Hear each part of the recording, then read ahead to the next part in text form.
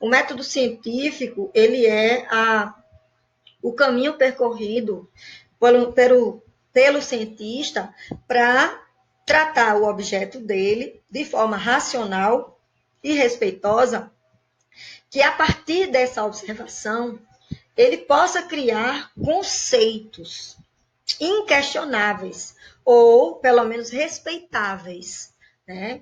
Então, a gente vê aí que o método científico é uma busca, é lógica, é observação, é o caminho, né, a ser percorrido, é uma ferramenta, é um trabalho cuidadoso que segue um caminho sistemático. E aí a gente tem os passos especificamente desse método, né? Mas para que fique bem claro, a gente colocou aqui no slide o conceito específico. Método científico é o conjunto de normas básicas que devem ser seguidas para a produção de conhecimento que tem o rigor da ciência. Ou seja, é um método usado para a pesquisa e comprovação de um determinado conteúdo. Sem um método científico, o objeto que está sendo estudado, ele não é respeitado hoje no meio dito acadêmico, né? Que é o meio que constrói a ciência em si. Ok? Em contraposição ao método científico está o método empírico, que é baseado unicamente na experiência. E não tem método científico dentro dele, não tem processo científico nenhum dentro dele. E o exemplo forte disso é o método a partir do qual a filosofia é criada, né? Por mais que ela seja criada, que ela seja discutida a nível racional, ela não vai usar o método dito científico. O senso comum, que é propagado a partir da experiência, ele também não é um processo científico de estudo, ok? E aí a gente tem as etapas, né, que a gente especificou com vocês também em sala de aula. A observação, que é a análise crítica dos fatos, o questionamento, que seria a elaboração de uma pergunta ou identificação de um problema a ser resolvido, a formulação de hipótese, que é possível uma resposta a uma pergunta ou solução potencial de um problema. Uma hipótese científica é feita com base em conhecimentos disponíveis a respeito do assunto, geralmente está relacionada a outros registros científicos do tema. A realização da dedução, que é a previsão de a previsão possível baseada em uma hipótese, né? A gente vai encontrar isso a partir da observação. Um exemplo dado em sala de aula, que foi a análise da água que o educando bebe e guarda a garrafa no armário na sexta-feira e na segunda-feira, quando ele vai usar a garrafa, a água está com um sabor diferente. E aí a gente cria várias hipóteses, né? A gente cria várias ideias a partir daquilo que a gente conhece. A gente prevê o que a gente vai ter como resultado, né? Essa água está infectada, ela não está sendo filtrada adequadamente, ou é o pote que devia estar sendo lavado, ele não foi lavado e houve ali o desenvolvimento de fungos ou bactéria, ou etc. Né? Então, essa previsão seria essa dedução, tá? A partir daquilo que a gente já conhece anteriormente, que geralmente está relacionado também à ciência. A experimentação em si, né, que é o teste da dedução ou novas observações para testar a dedução. Ao se realizar a experimentação, deve-se trabalhar com dois grupos. Um que é experimental, que é aquele em que se promove a alteração de um fator a ser testado, deixando todos os demais fatores sem alteração, que é aquele que vai ser comparado, né? E o método de controle, que seria aquele que vai ser o exemplo a ser comparado. Ai, como é que a gente fala em física?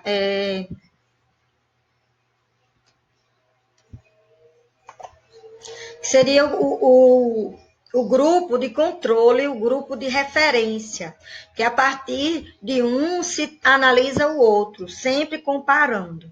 Né? Então, a gente vai ter esse outro grupo, que é o grupo de controle, que é o grupo de comparação. Então, por exemplo, quando a gente faz uma análise social, a gente vai estar sempre relacionando um grupo a outro grupo. como é que acontece o comportamento. E se retira algo de um e do outro não se retira. E se compara a relação de como é que está funcionando as relações dos dois grupos, tendo retirado de um e do outro não algo, seja música, seja cheiro, seja cor, um ambiente em si. Ou, por exemplo, colocando em um grupo um conflito e no outro não colocando conflito e observando como é que funciona essa realidade entre ambos. Tá? Então, aqui está o exemplo na ciência física e o exemplo na ciência social. A gente vai ter a conclusão, que é uma etapa onde se aceita ou se rejeita a hipótese que tinha sido criada anteriormente, e aí, a partir disso, a gente tem a divulgação, né, com a descrição das hipóteses, dos experimentos, dos dados obtidos e das discussões, de modo que outros cientistas possam repetir o que foi feito, chegando ao mesmo resultado ou não. Né? As investigações sociais, elas são de dois tipos. A de pesquisa quantitativa, onde a gente tem uma análise estatística, e a pesquisa qualitativa, onde a gente tem a observação e a vivência, ou a entrevista aberta. E a gente explicou isso quando tratou dos sociólogos, especificamente dos filósofos originais da sociologia. Né? A gente vai tratar novamente esses dois tipos de investigação. Aí a gente tem, né? A sociologia é o estudo dos fatos, também chamados fenômenos sociais. São os modos de pensar, de agir e de sentir de um grupo social. E esses fatos sociais, a gente não chegou a tratar presencialmente, porque houve a necessidade da quarentena. A gente tem as 3 características básicas para se dizer que é um fato social. O primeiro é a generalidade. Esse fato, essa situação, ela é comum aos membros de um grupo, tá? Tem que ser para todos. A exterioridade, essa circunstância, essa característica, ela existe independentemente da vontade do indivíduo, tá? E, finalmente, a coercitividade. Os indivíduos sentem-se obrigados a seguir o comportamento estabelecido. Então, vamos lá. Quando você é criancinha, você aprende a se comportar e a se vestir.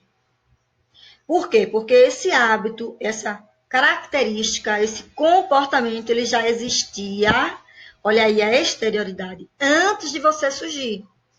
Em todo mundo daquele grupo, o comportamento de se vestir era aquele que você estava aprendendo.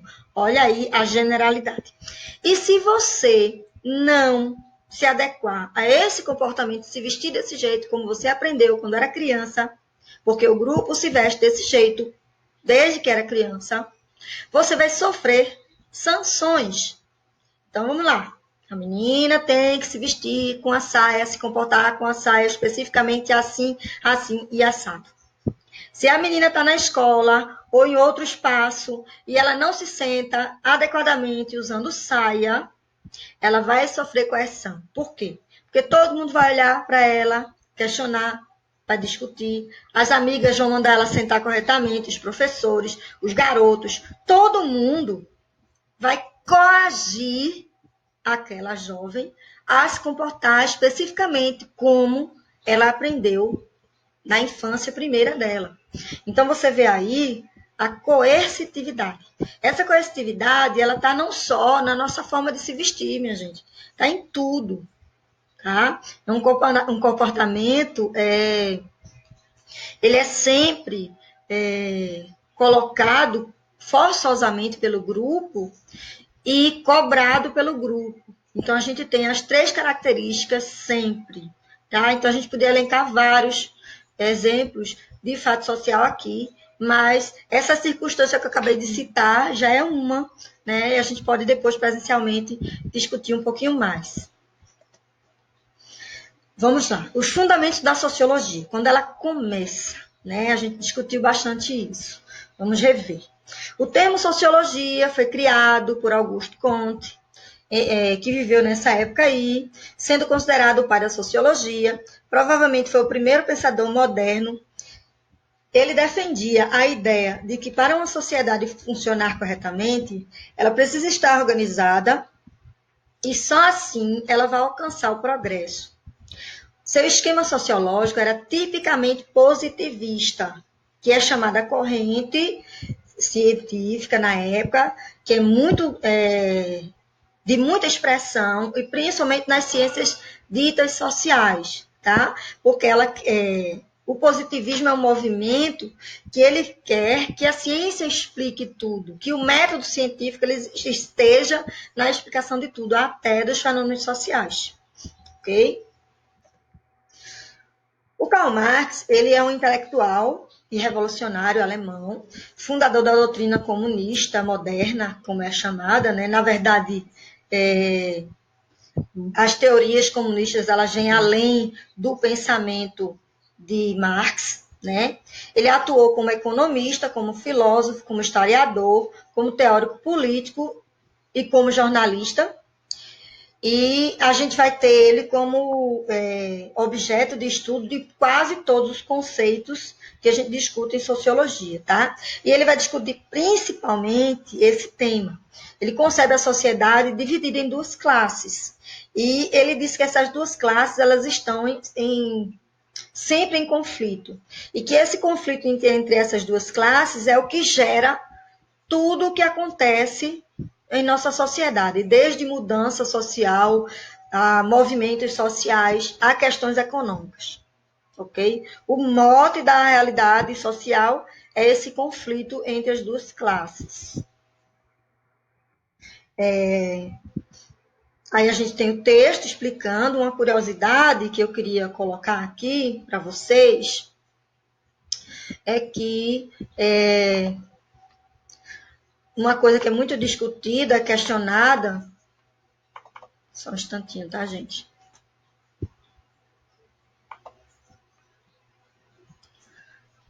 Não estou conseguindo. Vai. O socialismo, né?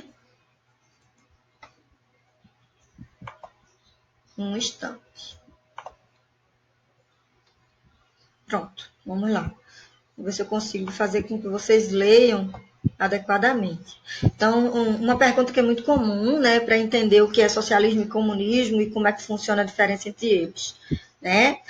O socialismo é a doutrina política e econômica que prega a coletivização dos meios de produção e de distribuição, mediante a supressão da propriedade privada e das classes sociais.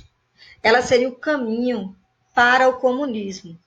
O comunismo seria a organização socioeconômica baseada na propriedade coletiva dos meios de produção, doutrina econômica e política que preconiza tal organização. Então, o socialismo é o caminho e o comunismo é o fim. A gente, inclusive, em sala de aula, explicou, né, eu falando assim, com a mão. Então, aqui a gente tem, de acordo com a análise de Marx, aqui a gente tem a posição desses dois grupos sociais diferentes. Isso é a base do capitalismo, minha gente. É essa diferença social, essa diferença econômica. Então, enquanto que o comunismo seria ambos iguais, e o caminho percorrido seria o socialismo. Hoje, a gente teria um pouquinho mais de detalhe para discutir sobre esse tema, tá? A gente tem hoje a realidade social, econômica dos países no Brasil afora, ele vai a outro nível, né? A gente sabe que existem países hoje que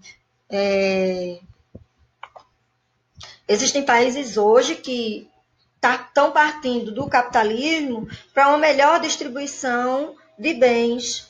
E aí esse caminho é o socialismo, tá? E isso não é especificamente o fim do capitalismo.